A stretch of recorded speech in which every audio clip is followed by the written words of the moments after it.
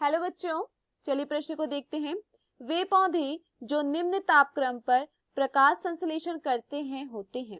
हमारे पास दिए हुए विकल्प हैं। विकल्प ए कोनिफर्स, विकल्प बी नील हरित शैवाल, विकल्प सी मरुस्थलीय, विकल्प डी उष्णकटिबंधीय पादप। प्रश्न की मुख्य अवधारणा है, मुख्य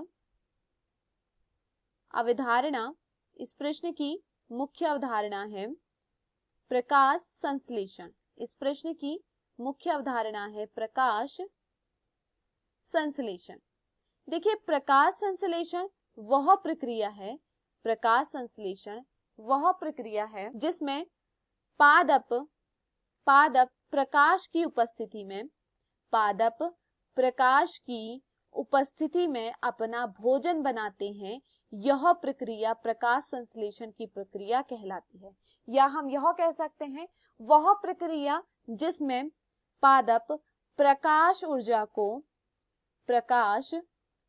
को रासायनिक ऊर्जा में परिवर्तित करते हैं, प्रकाश ऊर्जा को रासायनिक ऊर्जा में परिवर्तित करते हैं तथा जिसके परिणाम स्वरूप भोजन का निर्माण होता है या जटिल खाद्य पदार्थ बनते हैं। इसी को हम क्या कहते हैं? प्रकाश संश्लेषण कहते हैं।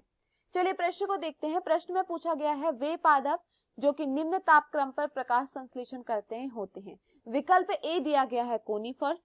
देखिए, अगर बात की जाए कोनिफर्स की तो यह जिम्नोस्पर्म पादप का समूह है। कोनिफर्स क्या है? जिम्नोस्पर्म पादप का समूह है और यह जिम्नोस्पर्म का सबसे बड़ा समूह है। अगर कोनिफर्स में प्रकाश संश्लेषण के विषय में बात की जाए, प्रकाश संश्लेषण, तो कोनिफर्स में प्रकाश संश्लेषण निम्न तापक्रम पर होता है।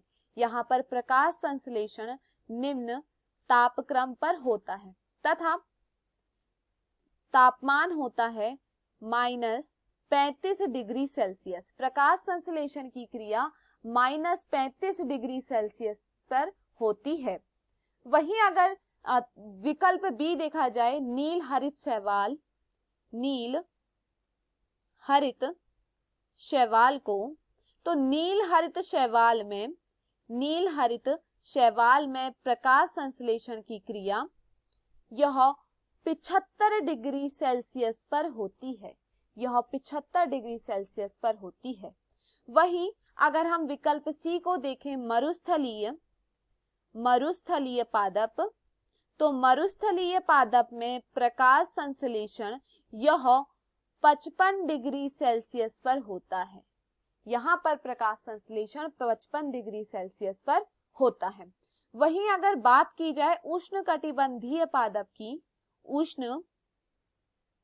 उष्णकटिबंधीय पादप, तो उष्णकटिबंधीय पादप यह प्रकाश संश्लेषण की क्रिया को 20 से 25 डिग्री सेल्सियस के तापक्रम पर करते हैं।